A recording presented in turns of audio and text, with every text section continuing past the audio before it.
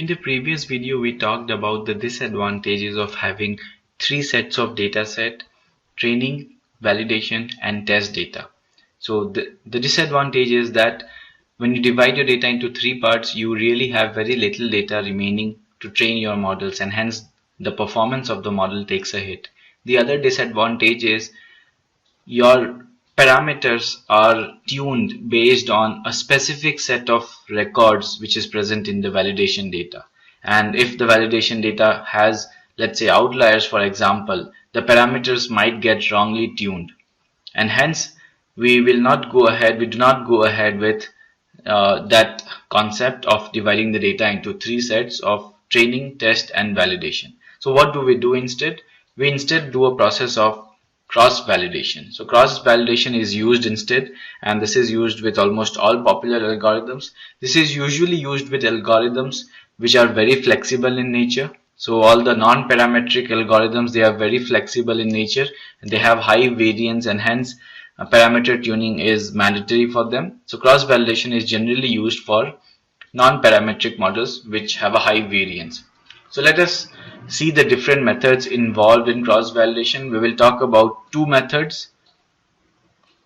The first method is leave one out cross validation, or LOOCV in short, and the second method is k-fold cross validation. We will talk about the second method in a following video. So in this video we will only talk about leave one out cross validation. So what is leave one out cross validation? This is very similar to what we just discussed, dividing the data into training, validation, and test. But instead of dividing the data, so we will still divide the data in train and test. We will still have the test data set. This is mandatory. We will still have it. So this is only the training data, and we will still have a test data. But from the training data, we will not divide it into two parts, training and validation. Instead of having two parts, training and validation, of comparable sizes, what we will do instead is, if we have n rows in the training data set, we will take n-1 rows. We will take n-1 rows and we will train our model on this data set.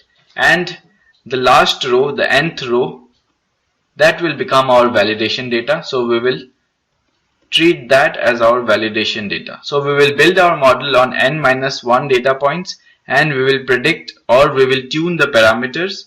We will decide what value of min bucket to select based on the feedback that we get from the validation data.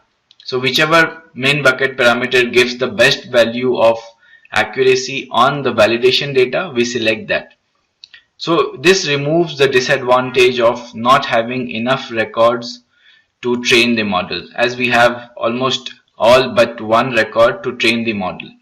But still we have the issue that what if the outlier is present in the nth row? That issue still exists. So what we do, we iterate this process again and again. So this process is iterated again and again. So for example, if this is the data, we start with, in the first iteration, we will take 1 till n-1 as our training data, and our validation data will be the nth row.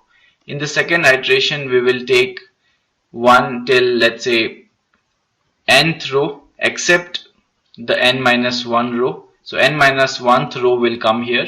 So let's say our n is 10. We have 10 rows of data. So we will take 1 to 9, and the 10th row will be the validation.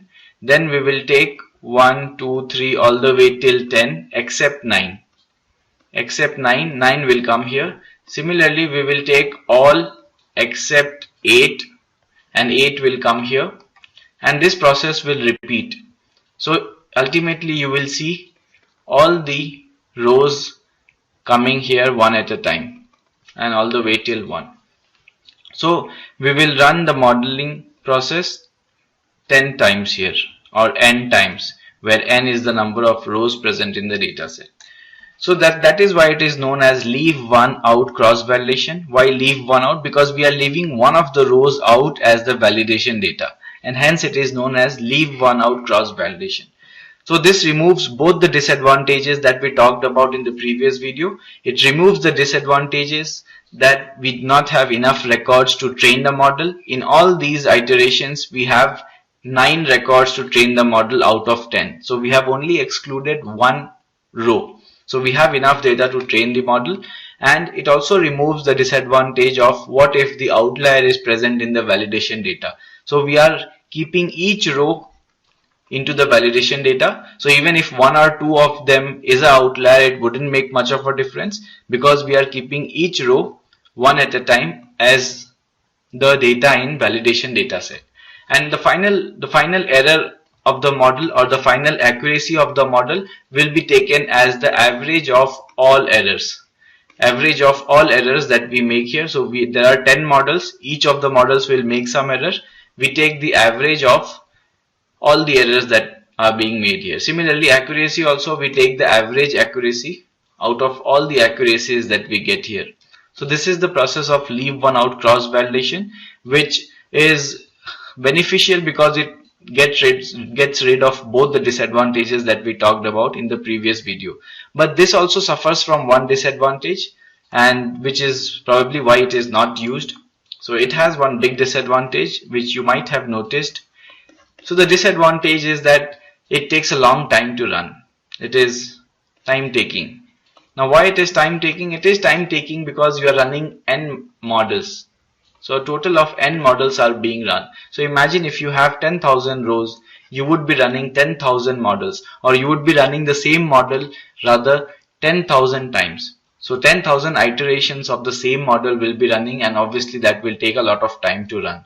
So this is the only disadvantage of leave one out cross validation, and a big disadvantage I would say this is, and this is why it is not used in the industry. So we will see the next method of cross validation, which is k-fold cross validation, which is very popularly used, and it removes all the disadvantages that we have talked about so far.